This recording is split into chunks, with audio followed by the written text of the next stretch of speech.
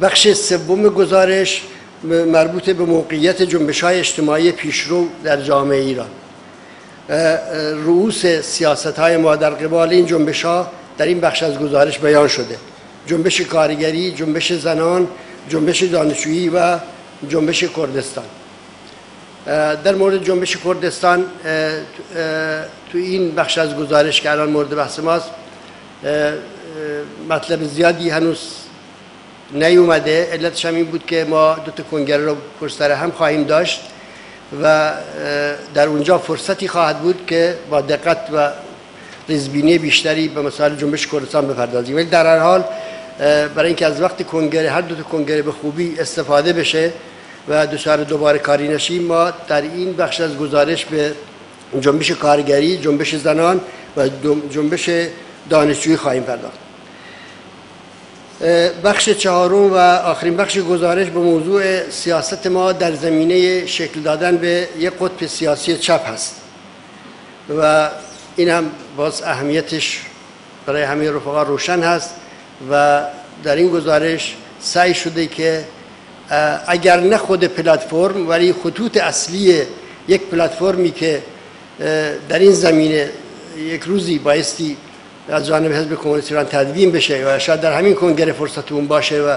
امکانش باشه، این خطوط اصلی رو تو این بخش از گزارش بیان بکنه. همونطور که عرض کردم بخش‌های اول، دوم و احتمالاً چهارم این گزارش رو من خدمت شما عرض می‌کنم، توضیح خواهم داد و بخش دومش رو رفیق صلاح، بخش سومش رو رفیق صلاح. با این توضیحات و با این مقدمات میریم به سراغ خود مضمون گزارش. گزارش با نگاهی به اوضاع سیاسی جهان شروع میکنه و همونطور که عرض کردم از بحران اقتصادی شروع میکنه و بحران اقتصادی رو اساساً مد نظر قرار میده و سعی میکنه که یک ارزیابی در این زمینه به دست بده. البته با توجه به اینکه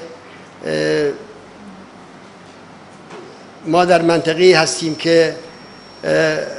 اوضاع و احوال سیاسی این منطقه به نحوی به کار ما ارتباط داره و فعالیت ما رو تحت تاثیر قرار میده، گزارش در همون حال لازم دیده که به مسائل سیاسی مهم روز خاورمیانه هم بپردازه و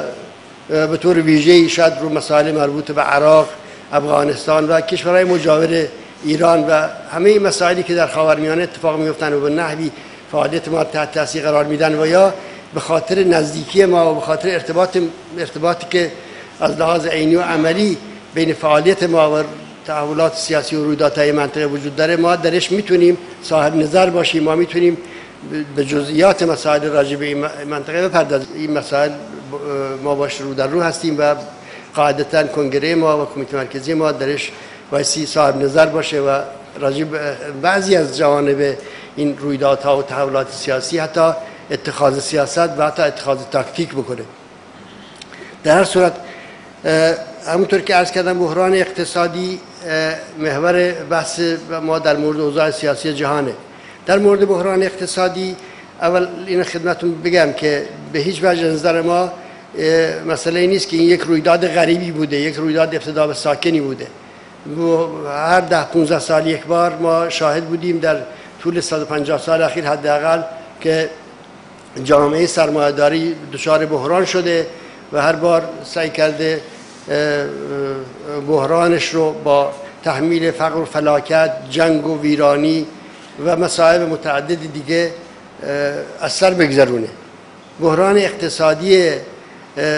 سال اخیر هم یکی از بحران‌های دوره‌ای جهان سرمایه‌داری است، همونطوری که در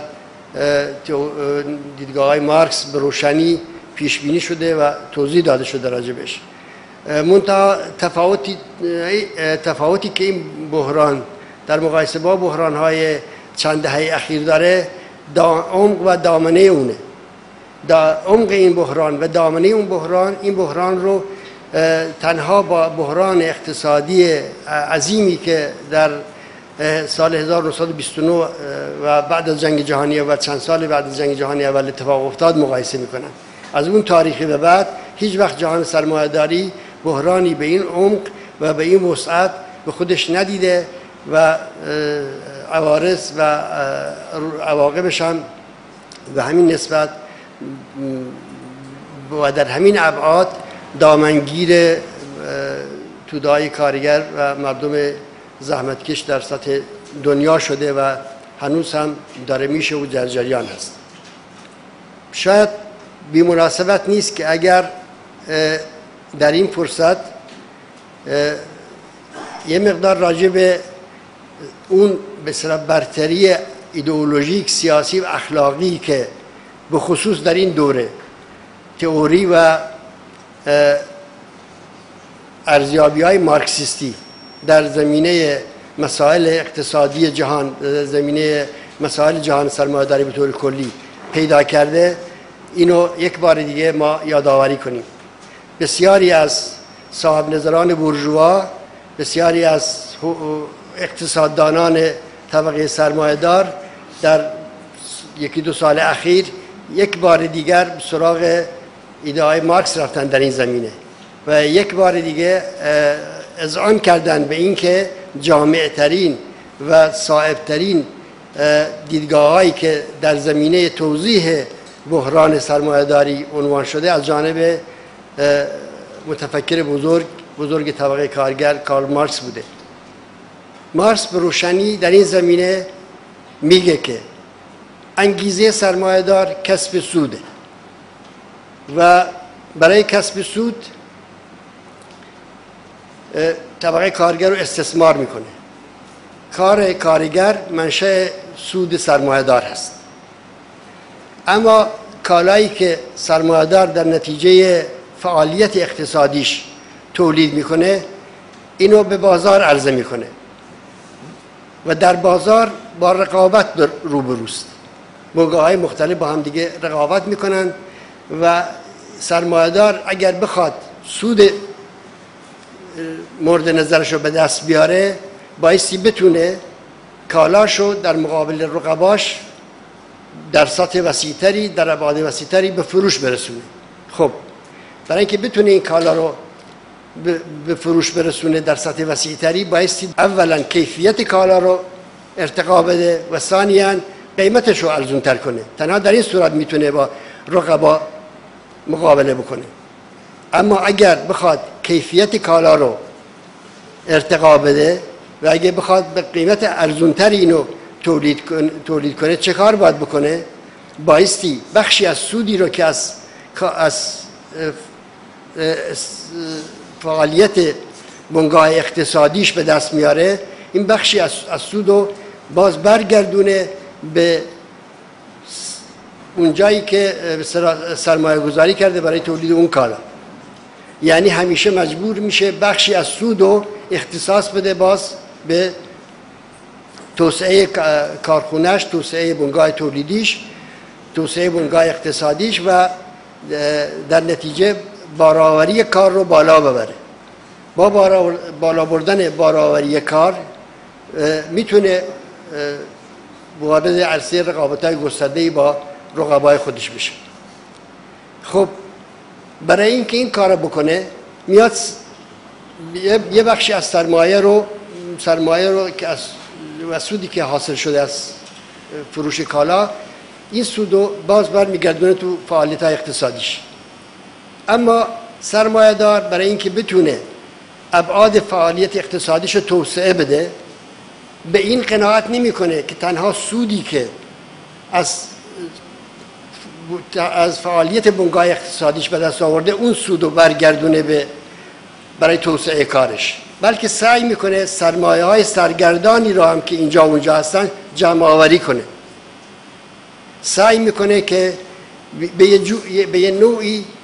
از یه جایی سرمایه اضافی گیر بیاره و در توسعه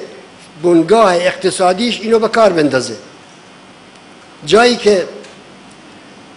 همونطوری گفتم یه قسمتیشو که خب خودش تأمین میکنه از سود حاصل از کارخونه، اما چون این کفاف نیاز توسعه بیشتر سرمایه‌اش نمیده ناچار میشه بره از جای دیگه براش پول جمع آوری کنه. پول رو به چه شکل جمع آوری میکنه؟ یا میتونه بخشی از بنگاهشو به صورت سهام متعددی تقسیم کرده به فروش برسونه و از فروش اون سهام سرمایه لازم برای توسعه کارخونه‌شو به دست بیاره، یا میتونه بره از بانک وام بگیره، به این ترتیب نیاز سرمایه‌شو تأمین کنه و بتونه بنگاهشو توسعه بده.